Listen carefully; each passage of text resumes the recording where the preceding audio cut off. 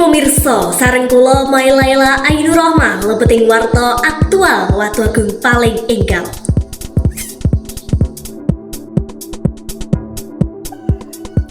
Rusakipun margi dusun akibat kathah kendaraan kalih kelangkungan kendaraan ingkang langkung. Puniki ugi sampun asring sanget risak amargi kalih geografis dasar bersampingan kalih lepen ingkang tamtu lami-lami dados boten padat kados sakderengipun.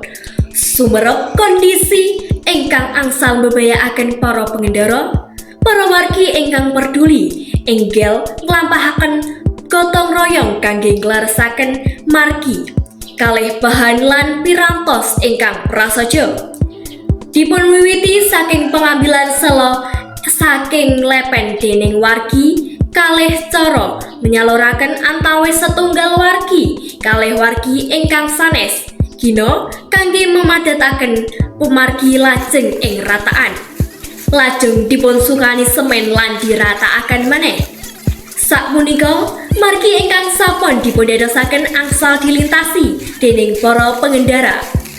Informasi kala wau nutup panggih kita ing dinten niki. Kula Mailaila Ainur Rahmah pamit undur diri.